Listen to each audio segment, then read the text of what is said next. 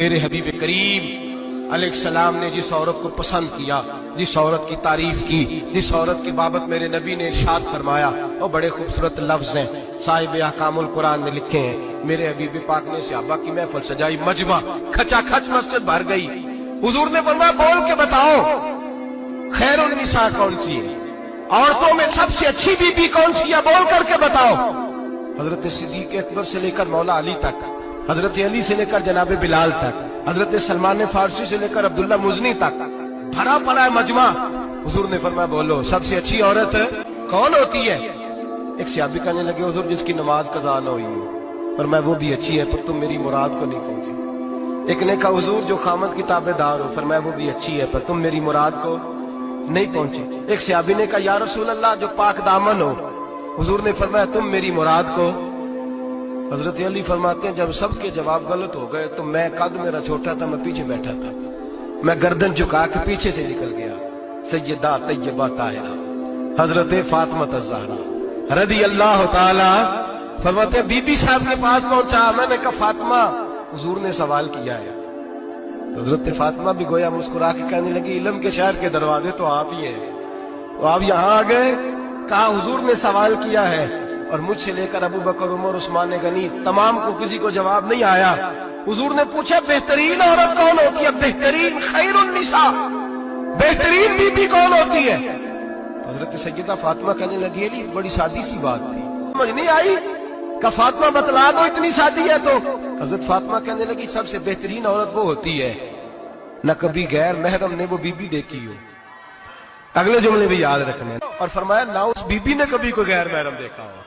सिर्फ मर्द पे पाबंदी नहीं कि वो औरत न देखे, फरमाया औरत पे भी पाबंदी है कि वो भी गैर महरम का चेहरा न देखे। फरमाया बीबी ने भी गैर महरम न देखा हो, वो खैरुन निसा है, वो सबसे आला। हजरत अली कहते मैं झट से आया, पीछे बैठा, बात अभी जारी थी, मैंने हाथ खड़ा कर दिया। मैंने कहा हुजूर मैं बताऊं। नबी पाक ने फरमाया बतलाओ। तो कहते मैंने कहा हुजूर बेहतरीन बीबी वो होती है जिसने न कभी गैर महरम देखा हो और न गैर महरम ने कभी उसे देखा हो। अली फरमाते हैं मैंने जवाब दिया तो मेरे रसूल की आंखों में आंसू आ गए। हुजूर रोए और फरमाते हंसते मुस्कुराते अचानक से सहाबा के आंसू बरसने लगे। मजमे पे कैफ सा तारी हो गया, आंखें बरसने लगी। हम लोग हुजूर के रोने पर सख्ते में आ गए। नजर उठाई तो जवाब तो मैंने दिया था, तारीफ मेरी होनी चाहिए थी, शाबाश मुझे मिलनी चाहिए थी। मेरे हबीब ने रो के आंसू पूछ के फरमाया मैं तुम्हें कहता नहीं अल फातिमा तो बिदा तो मिन्नी, फातिमा वाकई मेरे जिगर का टुकड़ा है, फातिमा मेरे वजूद का हिस्सा है, मैं तुम्हें कहता नहीं रहता। कहा फातिमा मेरे जिगर का टुकड़ा है। हजरत अली फरमाते हैं सहाबा मेरी तरफ देखने लगे और कहने लगे अली जवाब तू दे, शाबाश बीबी साहबा को मिले।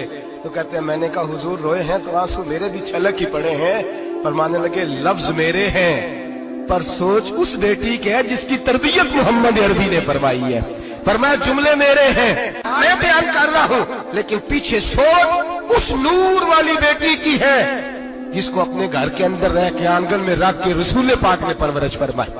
हजरत फातिमा फरमाती है हजरत अली मेरे पास दौड़े आए और कहने लगे फातिमा चल मस्जिद, पता नहीं हुजूर को क्या हो गया। हुजूर रो रो के बेहाल हो गए और हुजूर हुजरे में रो रहे और हिचकियों की आवाज मस्जिद में आ रही है। चल जरा चल के हुजूर की बात देख क्या हुआ है, हमारी को ताकत नहीं अंदर जाने की। सैयदा तैयबा ताहिरा हजरत फातिमा झट से पर्दा ओढ़ा, हाजिर खिदमत हुई, अंदर गई।